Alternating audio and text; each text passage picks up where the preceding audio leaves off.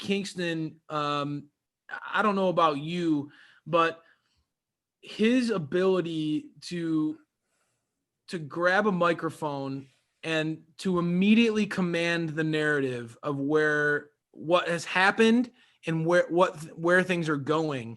There's no one that knows how to really change the trajectory of a story or of an audience's emotions quite like Eddie Kingston. That guy, every time that he grabs the mic, it's just like you get goosebumps, dude. Like you just are waiting for that. What is this Mad King? What is this nasty New Yorker gonna say?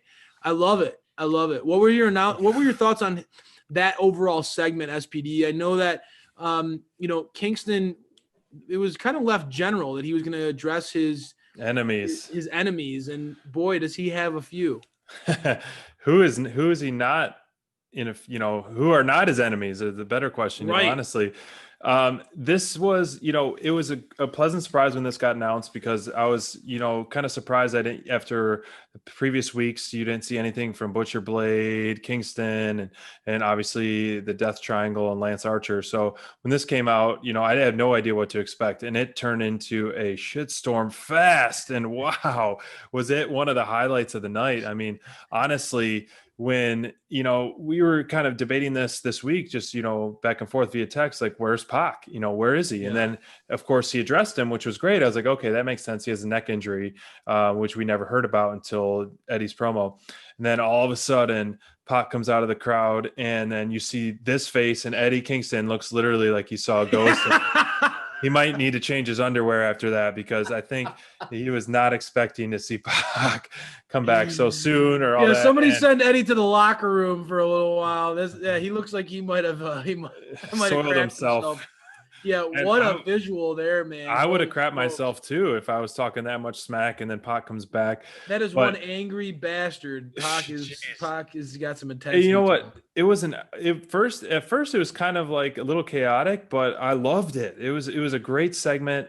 It's leading to a lot of things, where you see Lance Archer and PAC go face to face and be like, no, he's mine. And a lot of people on social media, including us here at Dynamite Download, are kind of hinting like, is there going to be the first triple threat in AEW? You're talking about Lance Archer and PAC and Eddie Kingston. Wow. How that would happen. Wow. Three guys that are essentially lone wolf solo guys that, are very physical, very abusive. Like, that would be an outstanding match. And truly, I mean, SPD, you're planting the seeds here, bro. I'm getting all geeked out. Yeah. Truly, like, what a blend of styles that would be too, right? I mean, you got the Lance Archer, who's the massive Murder Hawk monster, who is quite athletic, but is definitely, like we talked about last week, one of the biggest guys in the entire company. I mean, like we talked about, going head to head when he was up in the ring with Butcher.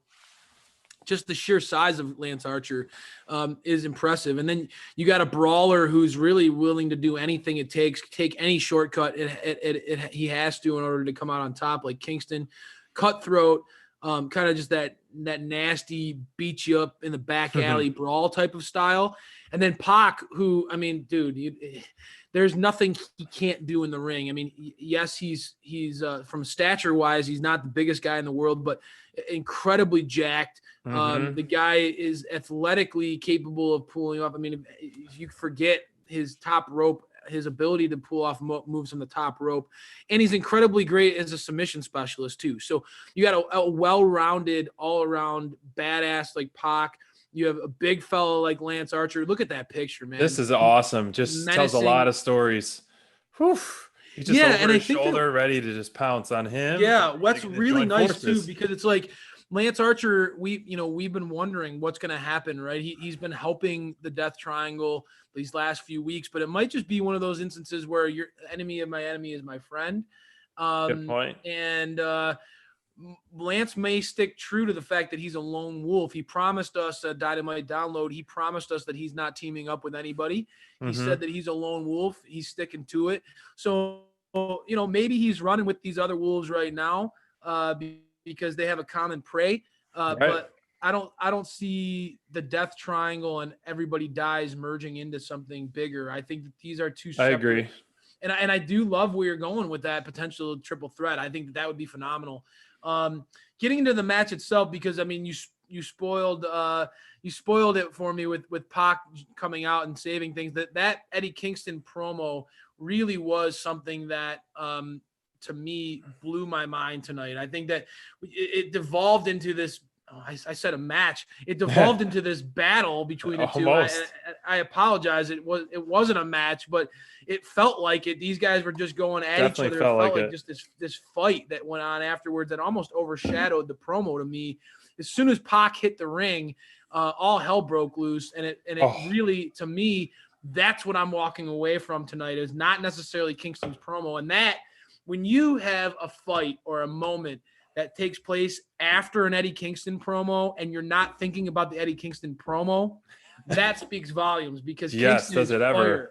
Yep, we're talking, like we said, top people on the mic. We just had Taz. We have Eddie Kingston. Cody. And shortly after this, Cody. We had Dustin Rhodes. I mean, it goes on and on and on. But, I mean, after this match and Pac's re-debut, him being back, I mean, he was your top performer of the night.